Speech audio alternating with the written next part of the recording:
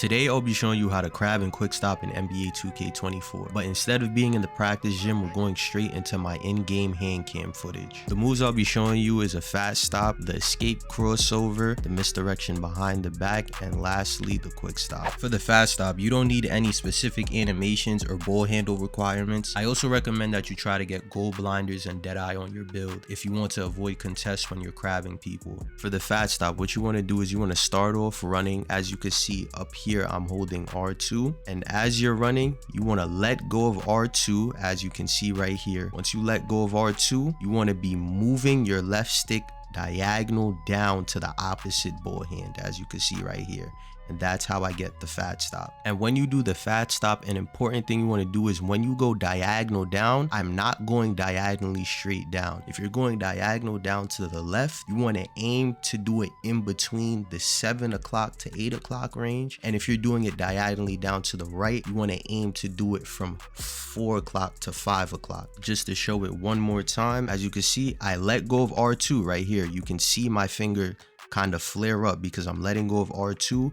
As soon as I let go of R2, that's when I'm starting to move my left stick down. Make sure to let go of R2 before you move your left stick diagonal down. You can still move your left stick forward while you're running, whether you're holding R2 or not holding R2 to get away from your defender. But once you let go of R2, that is the only time you're able to move your left stick diagonal down to do the fast stop. Being able to fast stop and to crab people in this game is very important to do, because as you guys know, the plucks are very strong in this game. So most lockdowns, probably 90 to 95% of lockdown defenders, they're only going to press you and they're going to play the middle of the court and wait for you to switch your hand and then press square to try and get a pluck. But if you know how to crab and fat stop, you can use them pressing to your advantage. You can simply just beat them up the court and then just fat stop them or crab them however you can in order to put them behind you, and you could get an open shot every time. For those of you that are worried if the lockdown defender will be able to steal the ball from you when you try to fat stop them in order to get the crab, as long as you do it in a way where the lockdown is only behind you or diagonally behind you, you'll be fine. The one thing you want to avoid doing is do not do the fat stop if the lockdown is perfectly to the left or to the right of you.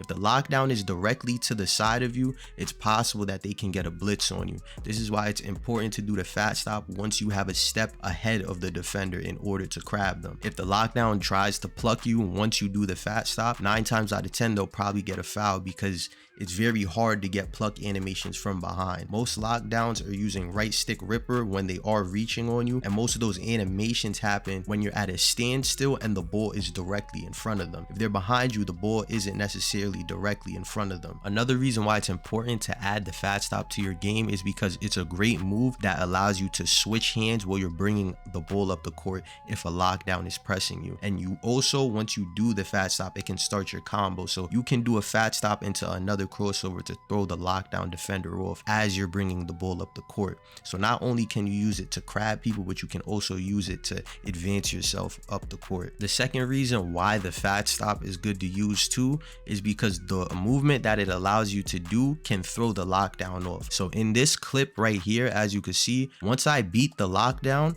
I fast stop right here to get myself in front of the lockdown defender, and as you can see, he has to fight to get in front of me.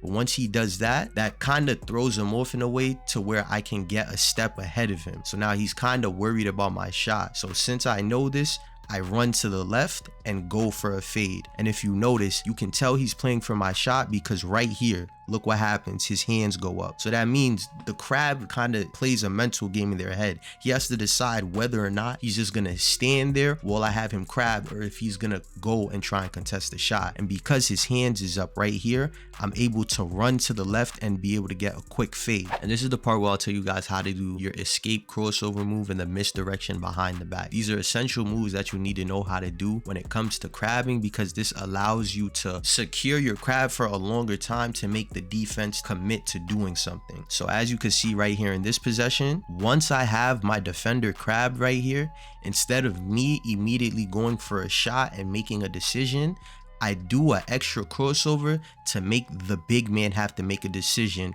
as to whether he's gonna play my shot or if he's gonna play the slip.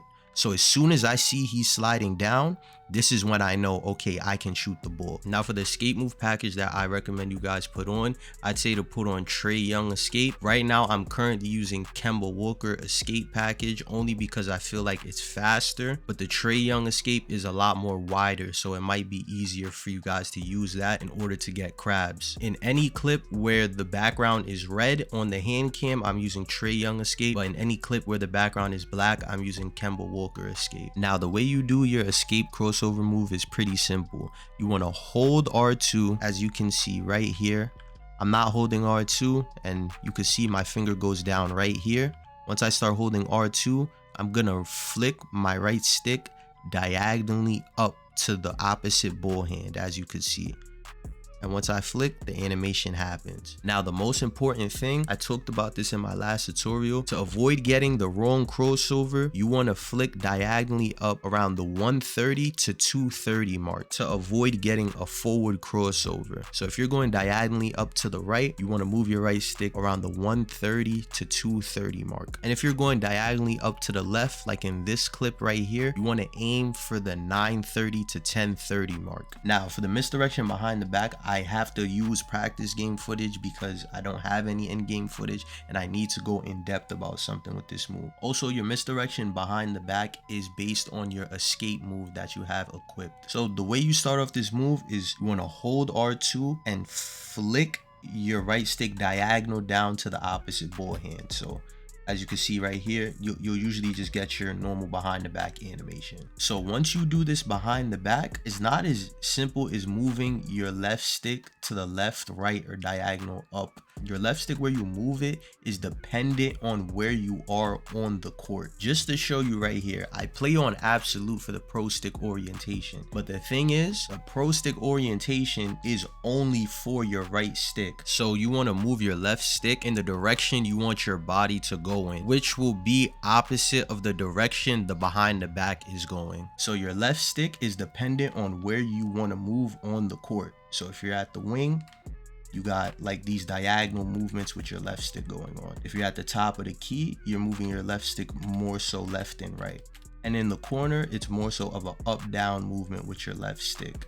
So like this, as you can see, I don't really do misdirections in the corner, but this is how you do it. My advice for those that want to practice the misdirection behind the back spam, you want to practice doing it only once on each side. So you want to practice on both sides. So first, say for example, you want to practice doing it going to the right like this. And once you get this down, doing it to the right, once you like have that perfected, practice doing it going to the left. And when I say going to the left or right, I'm talking about your whole body movement, not the behind the back. So you can continue practicing doing it to the left. Once you have the left and the right perfected, you can practice just doing one spam. So it would be left, right like this. Just practice doing it like that. And then gradually, once you get that mastered, you could practice doing 3. When you practice moves, it's all about getting each step down perfectly so that when you try and do them all together, you have the whole steps perfected down. I feel like most people, the reason why they have trouble with dribble moves is because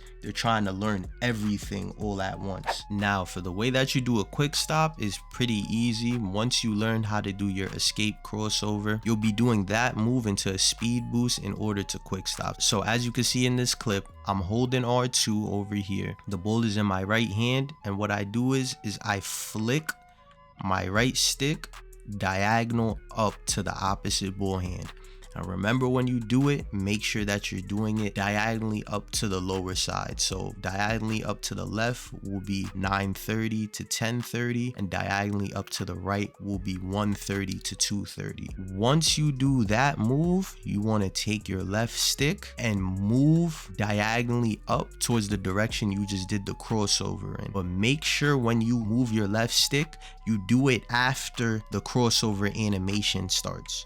So if you see right here, I don't move my left stick until I see that my player's about to do this move. Once I see he's about to do the Trae Young crossover right here, that's when I move my left stick. If you move your left stick before this Trae Young move can start happening, the Trae Young crossover can start happening, this is where you'll probably get a momentum crossover. So once you do your escape crossover and you start speed boosting, you want to let go of everything. As you can see right here, I'm letting go of every single button. As you can see right here, I'm not holding R. I let go of R2, I let go of my left stick so that my player will come to a complete standstill. As soon as the ball hits the ground is when you want to be looking to press square to shoot. Once that happens, you'll get a quick stop. And these moves are essential to scoring whether you have a tall or short guard build in NBA 2K24. Speaking of builds, if you want to know how much acceleration you need on yours, check out my video where I compare the frame data between 4 different XL ratings.